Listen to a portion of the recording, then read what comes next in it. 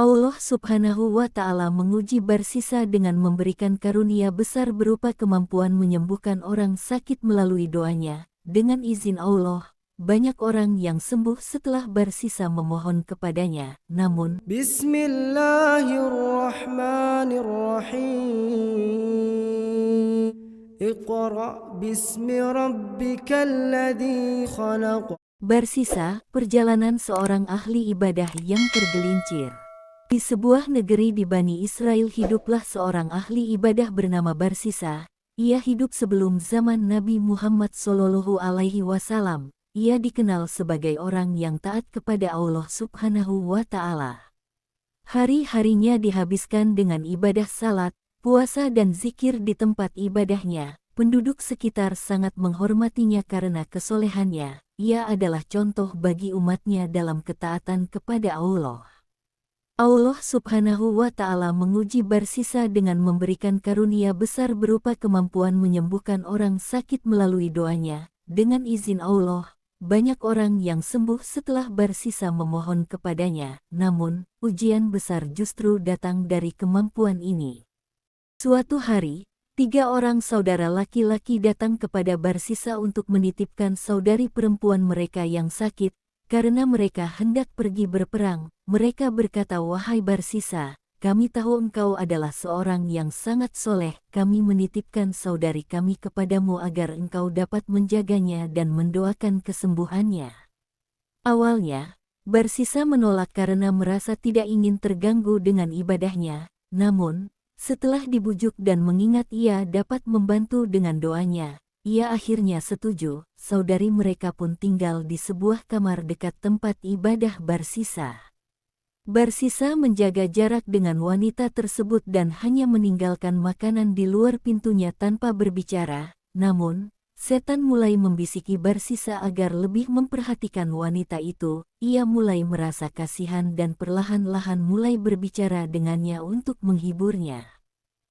Setan terus menggoda Barsisa. Pada awalnya, ia hanya berbicara dengan wanita itu, kemudian, ia mulai mendekatinya lebih sering, hingga akhirnya, Barsisa terjerumus dalam dosa besar. Ia melakukan zina dengan wanita itu, meskipun ia adalah seorang ahli ibadah yang sebelumnya sangat menjaga dirinya.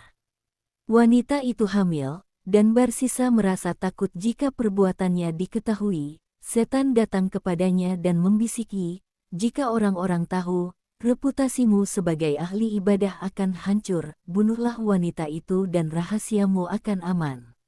Barsisa, yang kehilangan kendali atas dirinya, mengikuti bisikan Saitan. Ia membunuh wanita itu dan mengubur jasadnya di suatu tempat. Ketika saudara-saudara wanita itu kembali, mereka bertanya tentang saudari mereka. Barsisa berbohong. Ia telah meninggal karena sakit. Namun, setan membuat mereka bermimpi tentang apa yang sebenarnya terjadi. Mereka menemukan jasad saudari mereka di tempat yang ditunjukkan dalam mimpi.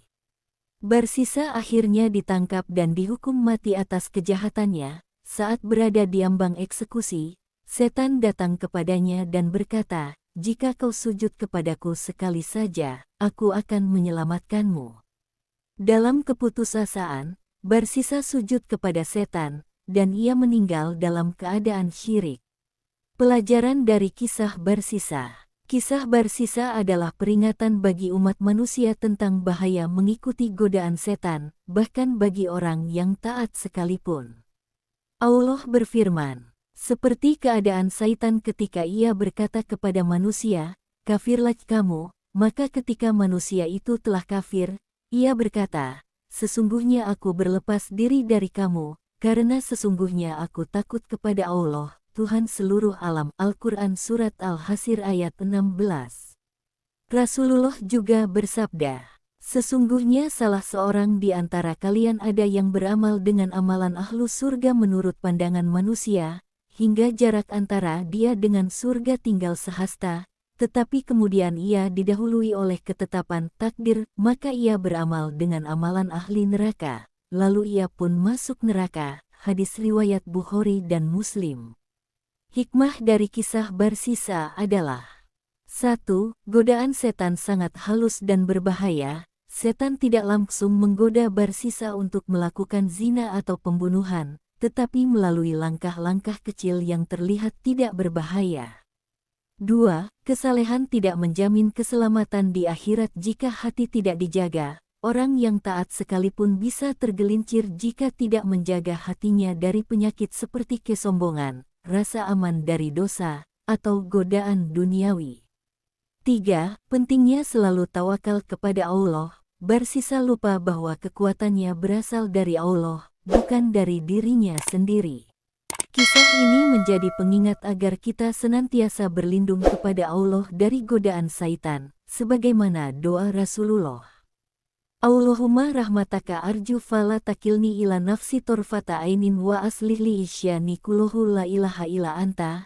Artinya, ya Allah, dengan rahmatmu, aku berharap, janganlah engkau sandarkan urusanku pada diriku walau sekejap mata, perbaikilah segala urusanku seluruhnya, tidak ada ilah yang berhak disembah selain engkau.